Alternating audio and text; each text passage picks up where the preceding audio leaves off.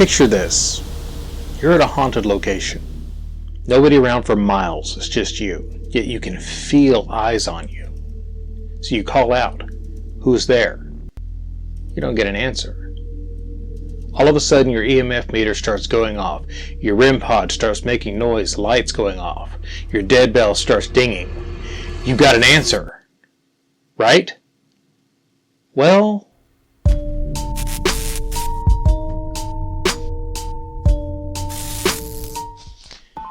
for a few decades now, EMF tools have been a big staple in paranormal investigating and more in particular, ghost hunting. One common belief is that spirits are made of energy that is in correlation with the electromagnetic fields, or that they draw on the electromagnetic field to manipulate devices and attempt to communicate with us. But is that really how it works? And where did we even get this idea? We know electromagnetism is real. We use it in almost every aspect of our life. So ghosts must use it too, right? Sadly, we can't make that assumption. We don't even know what a spirit is, energy or otherwise, so we have no idea what they can interact with, what their intentions might be, what they're even thinking, or if they're even there. The electromagnetic field has two sides, the electric component and the magnetic component. When the magnetic side shifts, it induces a current in the electric side and vice versa. You can get electricity from magnetism and you can get magnetism from electricity. Two sides, one coin. These are different expressions of one unified field. They're not different forces at all. We use electromagnetism for almost everything in this world. For radio, our electronic devices, the internet sends information through it. Computers use it to store data on disks, even optical. It's in every aspect of our lives, including our vision. This is because light itself is just another form of electromagnetic energy. The EM field is a fundamental part of our universe, and without it, everything we know wouldn't exist. Even with all this brought to light, why do we believe that spirits can interact with the electromagnetic field and thus set off our devices? It traces back to around 1848. While the Fox sisters were rising in fame and spiritualism was exploding, electromagnetic fields were also entering public awareness. This newly discovered force felt mysterious and almost magical. This same language used to describe this new and mystical force was also used to describe spiritual energy, suggesting spirits use it to interact with the living. To mimic the fame that the Fox sisters had obtained, self-proclaimed mediums rushed to the scene. To gather some of the same fame that the Fox sisters had obtained at that time, self-proclaimed mediums wanted to get their 5 minutes of fame through seances. Many of them were insisting that spirits used currents or magnetic forces to attempt communication with the living. A publication called the Spiritual Telegraph almost repeated these words verbatim. Another London publication, the Spiritual Magazine, described seance mechanics using terms like magnetic fluid and etheric currents. At the same time, real scientific work was being conducted. Michael Faraday's experiments with electromagnetism were gaining traction, getting attention, and James Clerk Maxwell laid down the mathematical backbone of the field. Spiritualists, however, grabbed onto the idea of invisible forces. Writers twisted the scientific language of fields and waves, suggesting spirits could manipulate them. But none of that had any grounding in actual scientific work. It was pure speculation on the part of the writers. But all of this happened in the mid to late 1800s, so why are EMF meters used for this today? The EMF meter that we know today didn't appear until the 1970s. They were meant to detect unsafe levels of electromagnetic energy in an area such as a power plant or factory. However, not long they hit the market, the movie Ghostbusters appeared in theaters. If you haven't watched it, you probably should. Among the crew of the Ghostbusters, one stood out as the technological genius. Enter Egon Spengler. His part portrayed by Harold Ramis, which also helped write the movie. His character was the one that designed and built the equipment used by the Ghostbusters. One piece that stands out above the others, the PKE meter. PKE stands for psychokinetic energy.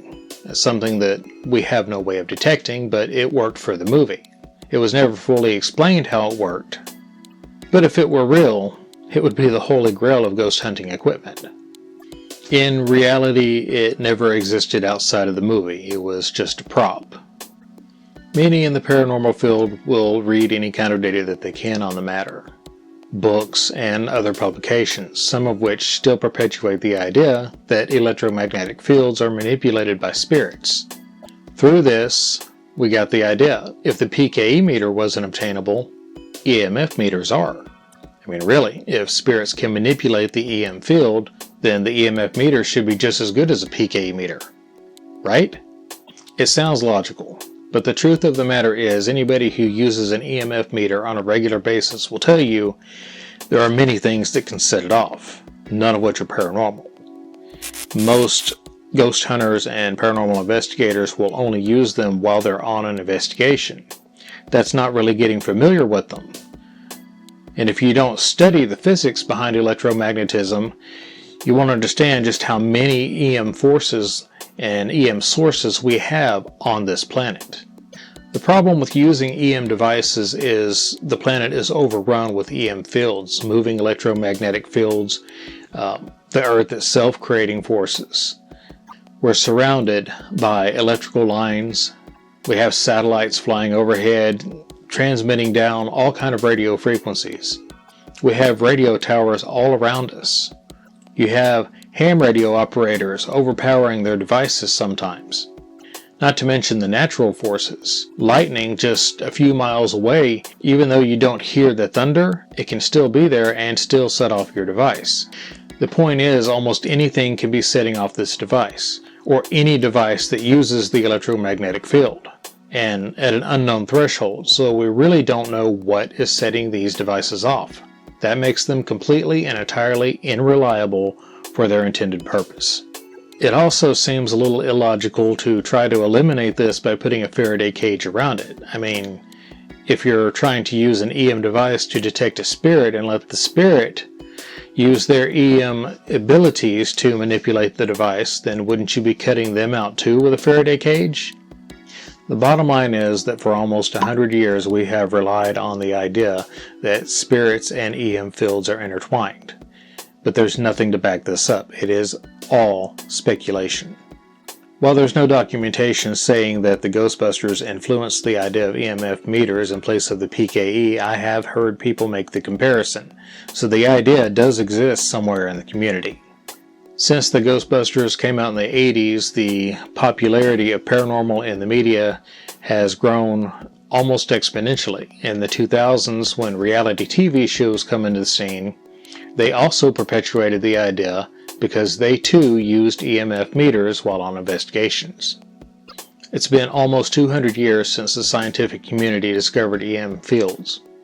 And since that time, the idea that spirits also use the electromagnetic field has been around.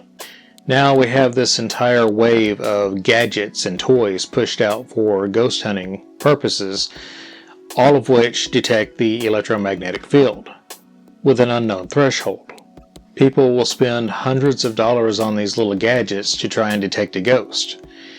But if it was that simple, don't you think we would have been doing it a long time ago and have accurate communication? It would be stable. Companies, large phone companies would be charging us minutes to talk with the spirits of the dead. People have spent hundreds of dollars on these little gadgets, not fully understanding what the electromagnetic field is or what the device does. So are they actually getting any communication with spirits with these? Not likely.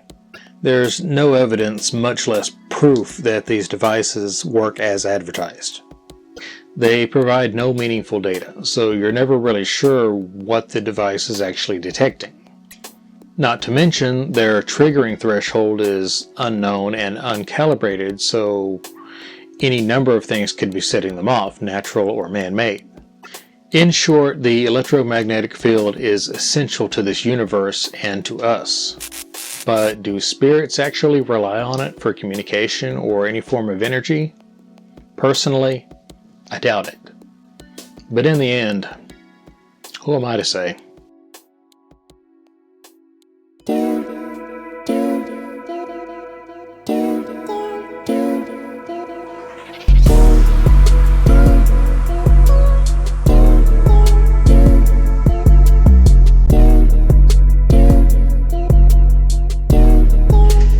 Thank you for suffering through another one of my boring explanations.